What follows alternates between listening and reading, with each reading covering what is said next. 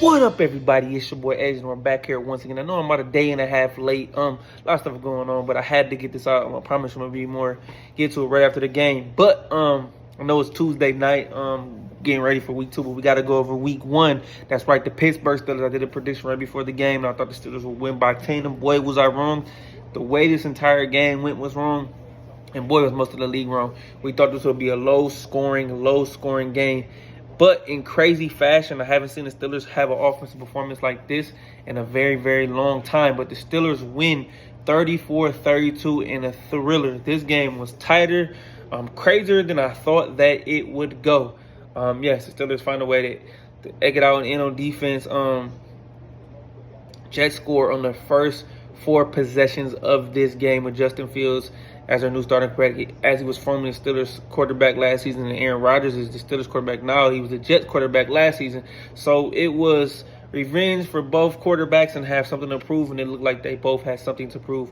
Played their best game of the year. Yes, it's 34-32, 66 points combined. Did not see this coming, but like I said, the Jets scored in their first 4 possessions of the game. Would have scored in the 5th, possibly, but they got a penalty. They moved the ball up and down on the Steelers, but the Steelers find a way to win this game. Chris Boswell kicks a 60-yard go-ahead field goal with 1:03 left, and Jalen ends the game on a 4th down play on a boom hit stick on Garrett Wilson. This was a chippy game as well, very physical.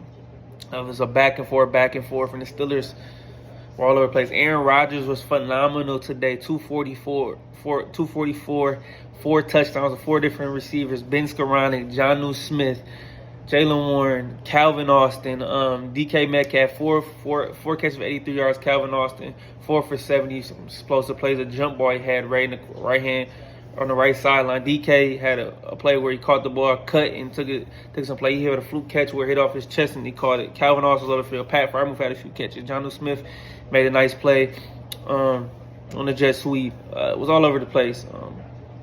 But it was, like I said, it was a good job by the offense. Something I haven't seen in a while since we've had Le'Veon Bell, Big Ben, and AB in company. And so to score that many points, I did not expect it.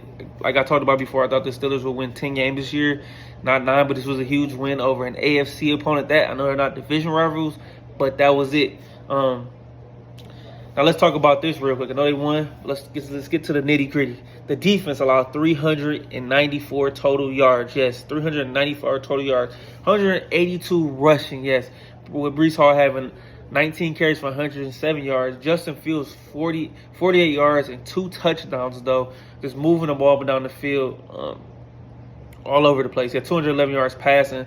He had a nice a post route to Garrett Wilson when Darius Slade got cooked. So it's bad. Secondary, I don't know what was going on with this defense today. I know Derek Harmon didn't play. He's a rookie. But even with that being said, it's still not good enough. Cam Hayward was a little shaky. Keanu Benton wasn't good. Isaiah Loudermilk wasn't good. The Jets' line focus was to run the ball towards the left side, so away from TJ Watt. They tried to move him around a little bit, but still. Patrick Queen, Peyton Wilson, they're having a hard time taking on blocks, bigger teams. Teams are running at them. They're athletic, but they can get out physical a little bit. There's a lot of things that need to be cleaned up in this game. Swan Thornhill was shaky. We signed him in the offseason as well. Deshaun Elliott was a big loss. He got hurt in this game.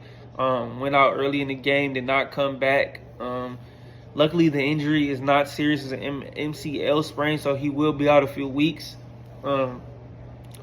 So this has to get cleaned up, and Mike Tomlin has some things to say. This is Chris Carter. He covers the Steelers, and this was his tweet after Mike Tomlin's press conference today.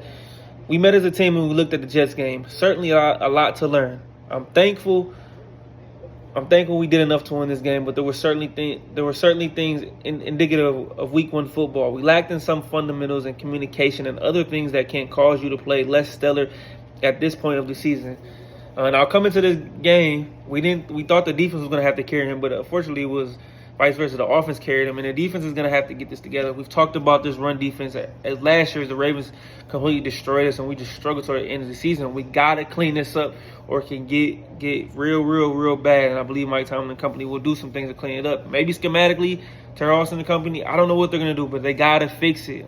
Got Seattle coming in who likes to run the ball with Charbonnet and Kenneth Walker. So a lot of things got to get cleaned up with that. And Lex, let's move on to his offensive line. Zach Frazier's solid. I'm still concerned. I'm very, very concerned about Broderick Jones, our left tackle, finally moving into the left tackle. He gave up two bad sacks, a stunt by Quentin Williams. He started on the inside, went on the inside, and kind of bulldozed and got inside of Broderick Jones. Got the sack. Another sack, Will McDonald just overpowered him and pushed him back and sacked. And then Troy Fatanu, he gave up a sack to Jermaine Johnson, but Jermaine Johnson has been in the league a few years, powerful, strong. Troy's still essentially in a rookie year. For Troy, my concern level out of a 10 would be a 5. For Broderick, it's leaning up to a 7.5 right now because he's in his third year. I know he's back to his natural position of playing left tackle, but we have to get this together. We've invested a lot in this offensive line, and it has to be better. We got to run the ball a lot better as well. Jalen Warren, 11 carries for 37 yards. Kenneth Gainwell, 7 carries for 19 yards. And I thought Caleb Johnson coming in this year was going to have a pivotal role. Maybe he still could. I know it's only game 1. He had 1 carry for -2 yards. He played special teams kick return, and he fumbled on the kick return but got the ball back. So maybe he's in the doghouse. Maybe he's working his way back. There's still a lot of time left in the season, but I thought he was going to be able to get some carries. But it's true right now. It looks like they just don't have no faith in him right now, and he's a rookie. And Mike Tomlin's hard on rookies, but we'll see what's going to happen. And so I got to give a shout out to Kenneth Gainwell as well. Starting that fourth quarter, changed the game. Steelers were down in this game. Kenneth Gainwell hits Gibson on a punt return, on a kick return, and Steelers end up getting it back and they score and they take the lead, and it goes back and forth until the Steelers finally win these games. But when it comes down to it, like I said, the defense didn't play their best, played one of their worst games I've seen them play in a long time, but they got situational stops. Right at the end of that game, the defense was able to get a stop to get the Steelers the ball to score. They ended up getting that go-ahead 60-yard field goal by Chris Boswell. That Jalen Ramsey, man, what can I say about him, man? He's physical, man. He plays hard.